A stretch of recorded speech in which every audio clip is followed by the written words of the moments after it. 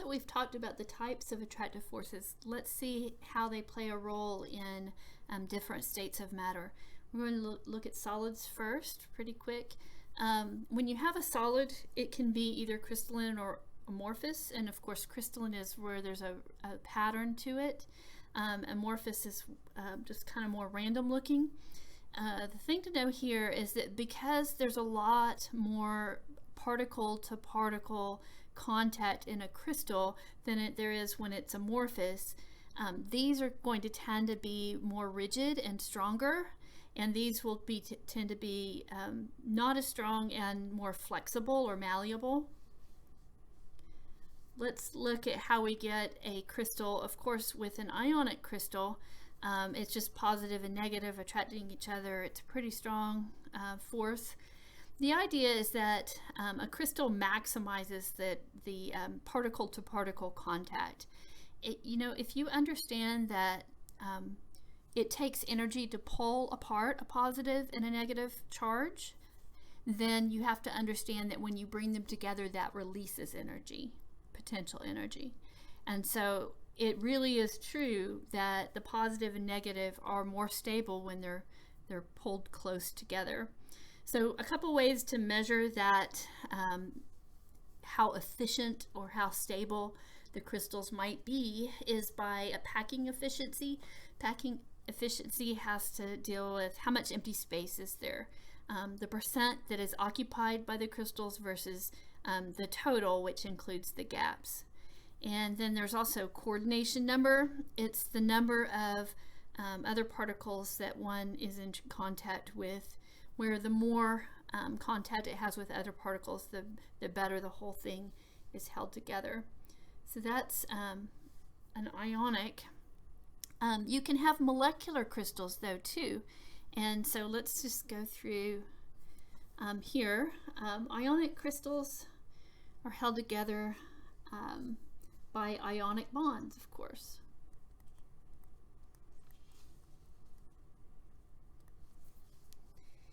And so that's a strong attraction.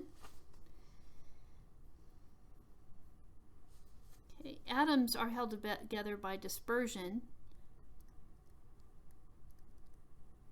That's pretty attractions. So like if you have just one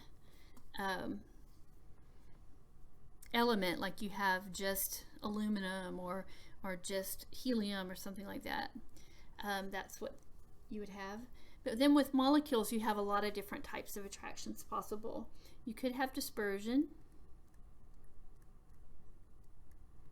You could have dipole-dipole.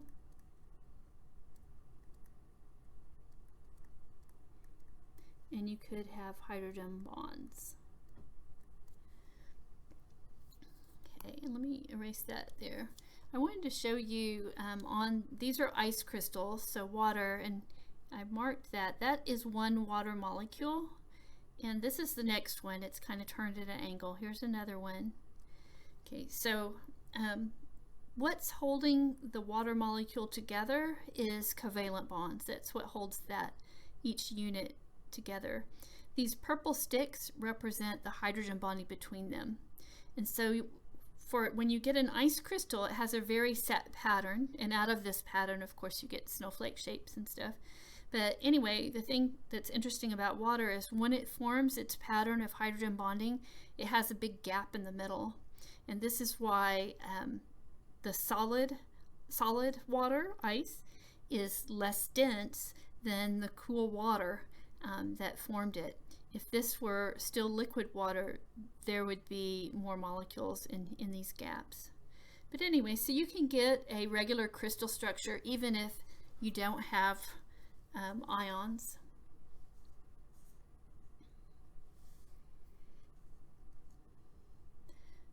Okay, let's look at liquids a little bit, get us started. So there are attractive forces between the molecules or atoms, but they keep them close together. They can move past each other, so one that's down here can work its way over to here, and it will. if it's being mixed, so they remain close. Surface tension occurs because of those attractions that are between molecules at the surface. If you have a lot of surface tension, it would be like hard to insert something here. Imagine like an insect leg. We think of surface tension, because that has to break up some of those attractions. Okay, that's one way to think about it. It also has, defined as it minimizes surface area. Anyway, so which would have a greater surface tension, water or this hydrocarbon? Water has hydrogen bonding. This hydrogen carbon is just dispersion attractions. So that would mean that water has a higher surface tension. A surfactant is a molecule that goes in and disrupts these attractions, and here it weakens these. And so a surfactant will make it easier for other objects or dirt or even bubbles and stuff to get through that surface tension. And soap is a common example of a surfactant. Okay. Viscosity has to do with flow. How easily does something flow? So if you want to think about the difference between like water, which is pretty low viscosity, and maybe syrup, which would be higher viscosity, or a petroleum oil would be a higher viscosity. Resistance to flow, how thinly it will flow. This is due to attractive forces again, because in order to flow, molecules have to move past each other. And so if they kind of stick to each other a lot, they're not going to flow as easily. So which has greater viscosity? These both have dispersion attractions. These are hydrocarbons.